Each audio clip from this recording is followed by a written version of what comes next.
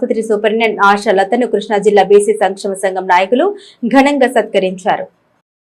మచిలీపట్నం సర్వజన ఆసుపత్రి సూపరింటెండెంట్ ఆశా లతను కృష్ణా జిల్లా బీసీ సంక్షేమ సంఘం నాయకులు ఘనంగా సత్కరించారు.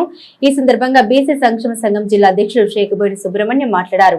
గతంలో తమ వినతికి స్పందిస్తూ మధ్యాహ్నం 3 గంటల నుండి 4 గంటల వరకు వైద్యులు ఓపీలో అందుబాటులో ఉండే విధంగా చర్యలు తీసుకున్నందుకు సూపరింటెండెంట్ ఆశా లతకు ఆయన కృతజ్ఞతలు తెలిపారు. అనంతరం అమ్మను సంఘ నాయకులు ఘనంగా సత్కరించారు.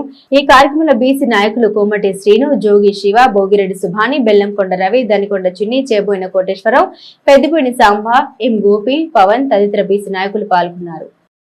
సర్వజన ఆసుపత్రి సూపరింటెండెంట్ మేడం గారికి మేము గతంలో 2 నెలల క్రితం సమస్యలు ఉన్నాయమ్మా తెలియజేసాం మేడం గారికి.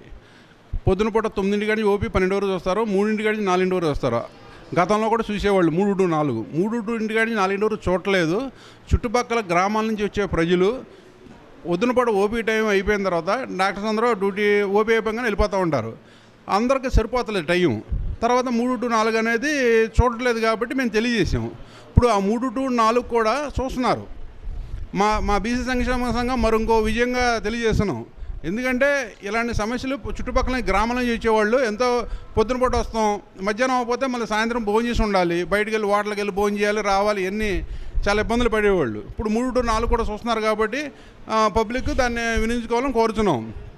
అలాగే క్యాజువాలిటీ గార్డు కూడా పేషెంట్ రాగానే వాళ్ళని పట్టుకెళ్ళి లోపలికి క్యాజువాలిటీలో పెడితే వాళ్ళకు వైద్యం అందుద్దని తెలియజేసాము. ఇంకా చిన్న సమస్యలన్నీ కొన్ని పరిష్కారం అయినాయి, కొన్ని ఇంకా అవుతున్నాయి నిదానంగా. మేము హాస్పిటల్ మీద ఉన్న సమస్యల మీద 2 నెలల క్రిందట సూపరింటెండెంట్ గారిని కలిసి సమస్యలను వివరించాము. సూపరింటెండెంట్ గారు వెంటనే స్పందించి మా సమస్యలన్నింటినీ తీర్చారు. దానికి కృతజ్ఞతగా సూపరింటెండెంట్ మేడం గారికి మేము కృతజ్ఞతలు తెలియపరిచి శాలువా కప్పి బొకే ఇచ్చి అభినందించడం జరిగింది. దీనికి మా బీసీ సంక్షేమ సంఘం తరఫున మేము